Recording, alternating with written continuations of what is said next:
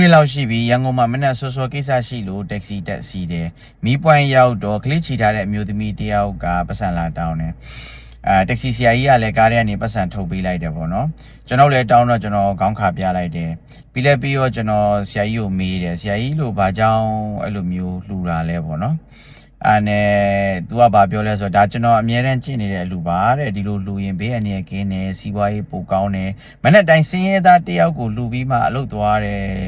ဒါတွေကလည်းမိဘအသင်ပေးတယ်လို့လည်းပြောတယ်အဲ့နဲ့ကျွန်တော်မေးတာကဆရာကြီးလို့မနေ့ပြန်မြန်မာပြည်မှာစင်းရဲသားတွေလုံးဝမရှိတော့ဘူးဆိုလို့ရှိရင်ဘယ်လိုလုပ်မလဲပေါ့ဆရာကြီးဘေးကင်းအောင်ဘယ်လိုလုပ်မလဲဒါဘယ်သူ့လှူမှလဲဒါမှမဟုတ်စီးပွားတက်အောင်ဘယ်သူ့ပေးမှလဲပေါ့အဲ့တော့ तू ကကျွန်တော်ကြောင်ပြီးတော့ပြန်ကြည့်တယ်ပြီးတော့ကျွန်တော်ထပ်ပြီးတော့ဆရာကြီးရဲ့လို့မတိစိတ်ကများဒီလိုနွမ်းပါတဲ့အုပ်စုတွေအမြဲရှိနေစေခြင်းဒါများလားဆရာကြီးရဲ့လို့ကျွန်တော်အဲ့လိုမေးလိုက်ရောမဟုတ်ပါဘူးတဲ့ကျွန်တော်စေတနာတန်နဲ့လူတာပါတဲ့ဆရာကြီးလည်းနည်းနည်းစိတ်အနှောက်အယှက်ဖြစ်မှာဆိုလို့မဟုတ်ပါဘူးဆရာကြီးရဲ့လို့ကျွန်တော်နောက်တာပါညာဆိုပြီးတော့ပြန်ပြီးတော့ရှော့ချလိုက်တာပေါ့နော်အဲ့လိုလူတာကဘယ်ဘာသာရှုထောင့်ကပဲကြည်ကုသိုလ်မရဘူးဗုဒ္ဓဘာသာမှာတော့ငါဘေးကင်းခြင်းလို့လှူတဲ့အလူသည်လောဘဖြစ်သွားတယ်လောဘဖြစ်သွားတဲ့အတွက်ကိုကုသိုလ်မရဘူးအစ္စလာမ်မှာလည်းအကျိုးမျှော်ပြီးတော့လှူတဲ့စောဒကာကအလောက်ရှင်နှစ်သက်တော်မမူ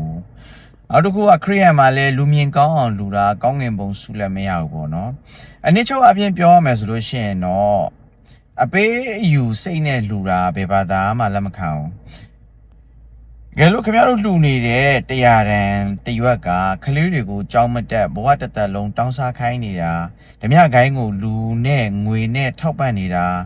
ဒါကူညီတာမဟုတ်ဘူးရာဇဝတ်မှုမွေးမြူရေးမှာရှယ်ယာဝင်နေတာ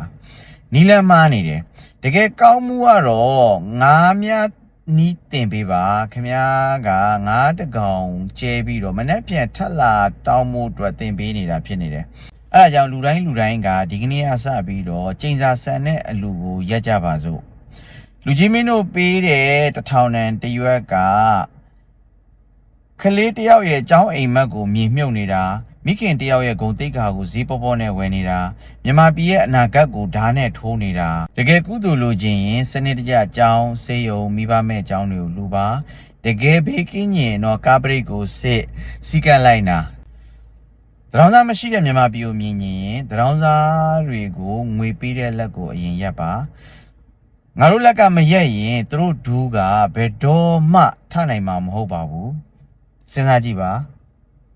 ဒီဗီဒီယိုနဲ့ပတ်သက်ပြီးပညာရှင်များဘာသာရေးဆရာများဝင်ရောက်ဆွေးနွေးထောက်ပြလမ်းညွှန်ပေးပါရင်လေးစားစွာဖိတ်ခေါ်ပါတယ်ခင်ဗျာအမားပိုင်လည်းပြင်မမယ်အမှန်အတွက်လည်းအတူတူလက်တွဲဆောင်ရွက်ကြပါစို့လို့ပြောရင်ဒီကုန်းချုပ်ပါတယ်ခင်ဗျာ